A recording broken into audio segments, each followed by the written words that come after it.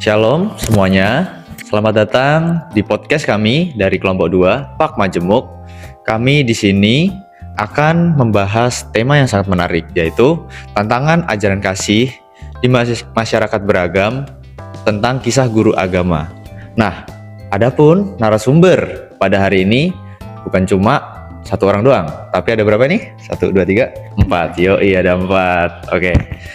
Nah, dengan saya, host Andronikus Arya Pratama, dan teman-teman saya, narasumber.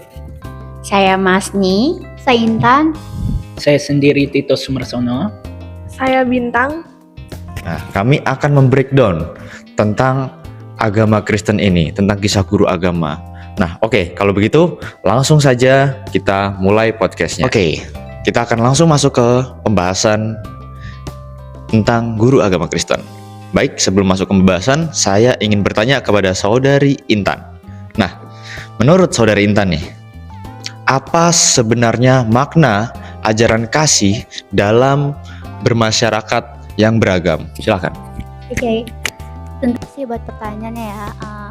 Tapi kita jelasin dulu kayak apa makna kasih menurut aku ya. Nah, kalau menurut saya ajaran kasih dalam inti ajaran Kristen itu sendiri, kasih itu bukan hanya kayak kita tuh peduli kepada sesama kita, menyayangi orang terdekat kita, tapi juga kita menghargai setiap orang maupun itu beda keyakinan, budaya ataupun cara pandang. Nah, di dalam masyarakat yang menjemuk ini, apalagi Indonesia ya, yang berbeda banget, suku bangsanya banyak banget, bahasa, agama. Nah, oleh sebab itu kasih sangat penting dalam hal membangun harmonis ini, agar kita tuh bisa mengasihi sama kita dan belajar untuk tidak mudah menghakimi dan lebih terbuka terhadap perbedaan yang ada. Itu aja.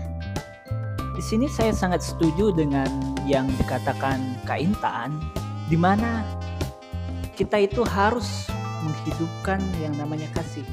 Bahkan dalam Alkitab pun Tuhan kita yang mulia, Tuhan kita Yesus Kristus mengajarkan kita untuk mengasihi tanpa membeda-bedakan satu sama lain, baik itu antara ras, suku, agama, dan budaya. Nah, misalnya antara agama A dengan agama B. Nah, tapi yang di sini yang jadi permasalahannya bagaimana kita mempraktikkan kasih itu di dalam kehidupan kita sehari-hari. Apakah hal tersebut hanya sebatas teori yang kita ucapkan, atau bahkan kita bisa mewujudkannya dalam kehidupan kita sehari-hari? Demikian. Terima kasih saudara Tito. Kita akan masuk ke pembahasan yang kedua tentang kisah dan tantangan sebagai guru agama. Oke, sekarang kita akan masuk ke pembahasan ini. Nah, menurut kalian nih, tantangan apa yang sering dihadapi guru agama dalam mengajarkan kasih di masyarakat yang beragam? Saya ingin saudara Bintang atau saudari Bintang menjawab pertanyaan ini. Oke, silakan. Oke, menurut saya salah satu tantangan terbesar yang ada di lingkungan masyarakat majemuk ini yaitu adanya stereotip atau prasangka yang masih berkembang di lingkungan masyarakat. Nah, kadang-kadang kan peserta didik sudah memiliki pandangan tertentu terhadap suatu kelompok yang berbeda yang mereka dapat dari lingkungan mereka yang dulu gitu. Nah, jadi guru agama Kristen di sini atau guru PAK harus berusaha menanamkan nilai-nilai kasih dan toleransi. Nah, tetapi di sisi lain juga mereka pasti menghadapi berbagai pengaruh ya, berbagai tantangan di lingkungan sosial yang dimana belum tentu hal tersebut didukung oleh masyarakat sekitar. Seperti itu, Andro. Kita melihat guru agama memiliki peran yang sangat penting dalam dunia pendidikan, di mana guru agama Kristen tidak hanya mengajar, tetapi mereka harus menjadi role model bagi peserta didik. Nah, dalam hal ini juga tantangan lainnya adalah bagaimana sih guru agama Kristen dapat menunjukkan kasih secara nyata kepada semua siswa tanpa membeda-bedakan. Misalnya ketika ada siswa yang memiliki latar belakang ekonomi yang rendah ataupun memiliki karakter yang sulit untuk diubah. Nah, dalam hal ini guru agama Kristen bagaimana cara mereka atau pandangan mereka untuk mengayomi anak-anak tersebut. Misalnya di kelas tersebut terdapat beberapa murid yang bisa dibilang memiliki potensi yang rendah. Jadi guru tersebut tidak boleh meremehkan ataupun membandingkan anak-anak tersebut dengan dengan murid-murid yang lain. Tetapi bagaimana guru harus tetap bisa memperlakukan siswa itu dengan adil dan setara. Jadi guru agama itu sebenarnya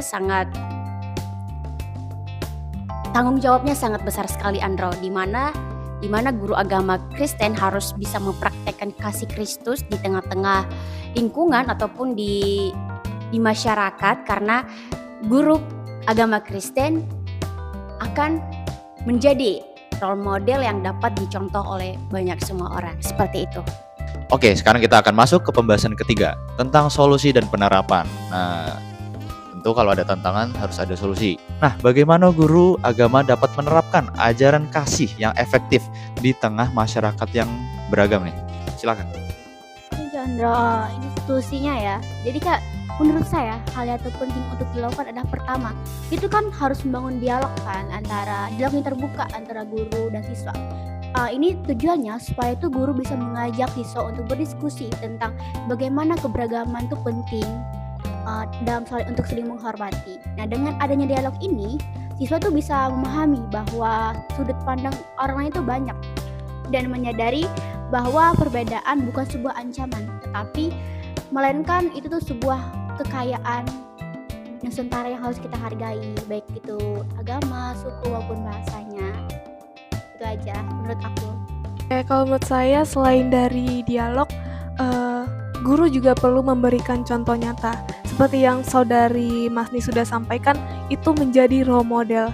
Nah, karena siswa itu sendiri seringkali mereka belajar dari tindakan yang nyata yang mereka lihat sendiri, bukan hanya sekedar mendengar teori saja.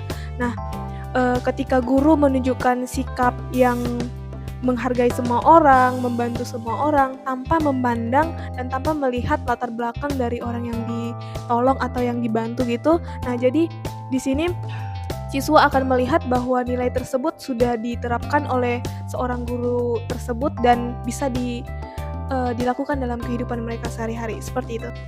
Baik, menurut saya dalam hal ini juga kita perlu menanamkan empati kepada semua siswa.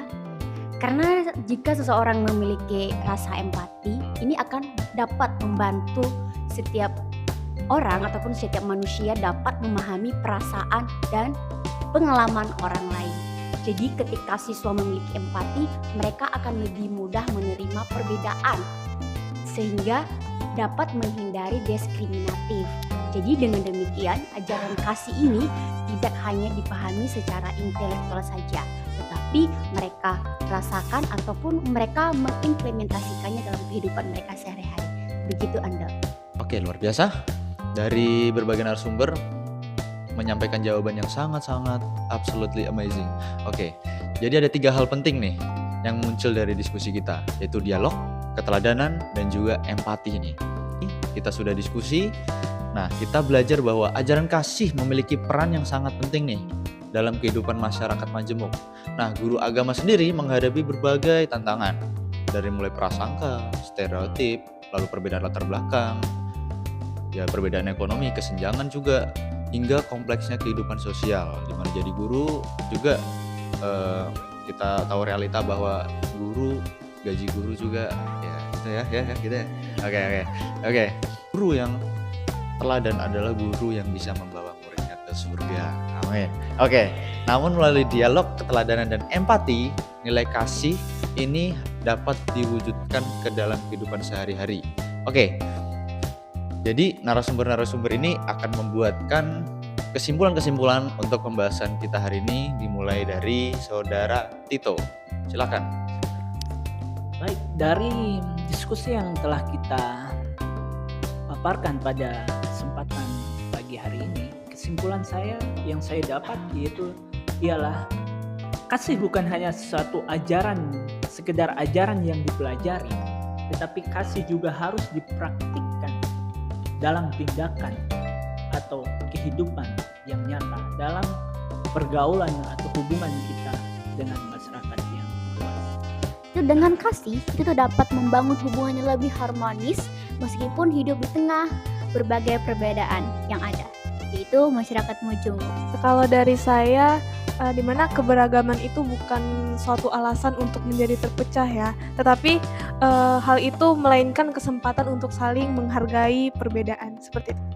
Jadi teman-teman semua dapat kita highlight bahwa sebagai generasi muda, kita itu memiliki tanggung jawab yang sangat besar untuk terus menumbuhkan kasih, toleransi, dan sikap saling menghormati. Itu aja. Jadi itulah podcast kami hari ini. Terima kasih kepada teman-teman yang sudah berdiskusi bersama hari ini. Oke, terima kasih ya. Oke. Arigatou gozaimasu. Oke, asik. Oke, semoga podcast ini dapat memberikan manfaat tentang informasi-informasi dan menambah pemahaman kita mengenai pentingnya ajaran kasih di tengah masyarakat yang beragam. Tentu kita sebagai calon-calon guru dapat mempersiapkan diri untuk memperhadapi tantangan-tantangan yang akan kita hadapi di kemudian hari. Saya Andro dengan Tito, dengan Intan, Bintang, dan Masni pamit mundur diri. Oke, selamat beraktivitas. Tuhan Yesus memberkati. Bye-bye.